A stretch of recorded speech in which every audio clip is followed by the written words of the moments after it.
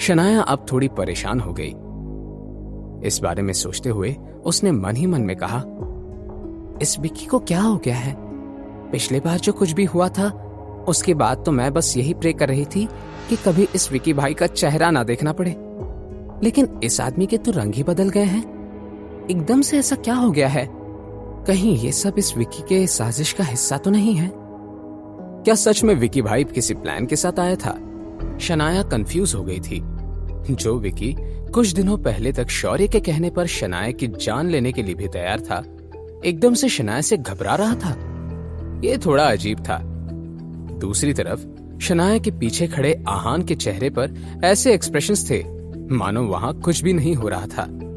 आहान को विक्की भाई से ऐसे बिहेवियर की उम्मीद थी, इसलिए आहान कुछ भी किए बिना चुपचाप खड़ा रहा।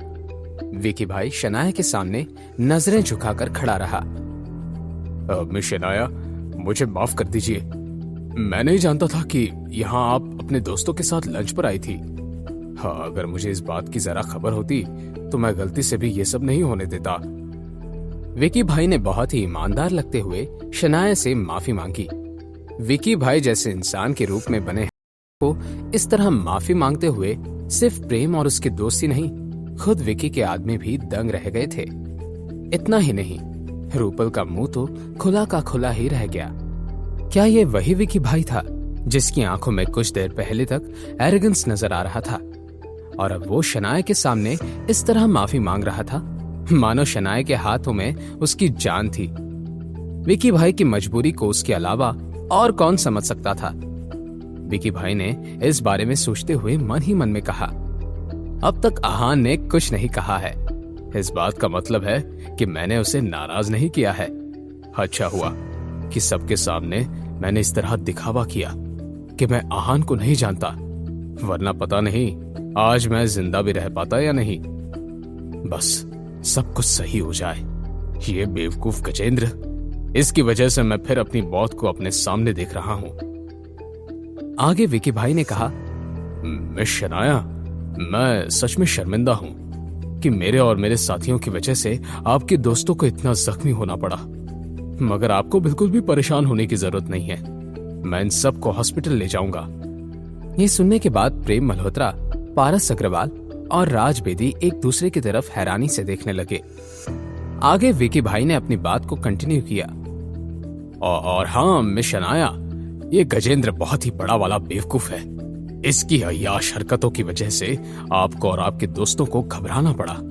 वैसे तो इस नालायक गजेंद्र की गलती को मैं चाहकर भी इसकी भरपाई नहीं कर सकता, लेकिन फिर भी आपको जो भी टेंशन और इरिटेशन हुई है उसके बदले में मैं आपको 50 लाख रुपए भेज दूंगा। प्लीज उसे कम मत समझिएगा। यह कहकर विक्की ने नजरें चुराकर आहान की तरफ देखा। विक्की भाई ने कुछ सोचा और अंदाजा लगाते हुए कहा, लगता है कि ये मेयर का बेटा और उसके दोस्त आहान के साथ अच्छे टर्म्स पर नहीं है, वरना आहान उनको ऐसे मार खाते हुए नहीं देखता। खैर जाने दो, अच्छा ही है, मेरे थोड़े पैसे बच गए। विक्की भाई के दिल में चल रही बातों से अनजान शनाया ने हिचकिचाते हुए उससे कहा, ये तुम क्या कह रहे हो? विक्की भाई शनाया के इस सवाल के पीछे का मतलब समझ गया। वो जानता था कि आगे शनाया उससे पैसे लेने से मना कर देगी, इसलिए विक्की भाई ने उसे टोकते हुए कहा, अब मिस शनाया, आप ज्यादा सोचकर परेशान मत होइए। मैं एक बार फिर से माफी मांगता हूँ। थोड़ी ही देर में आपके पास पैसे पहुंच जाएंगे और मैं किसी को भेजकर आपके दोस्तों को हॉस्पिटल भिजवा देता हूँ। अब हम चलते हैं, अपना ख्याल रखिएगा।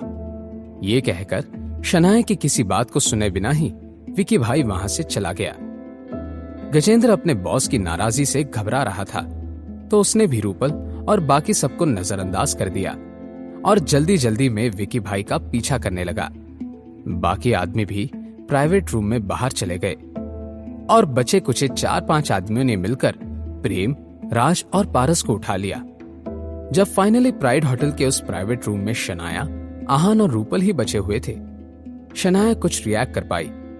उसने एक गहरी सांस ली और ये फिगर आउट करने की कोशिश करने लगी कि अभी अभी उसके साथ क्या हुआ था। रूपल की भी हैरानी का कोई ठिकाना नहीं था।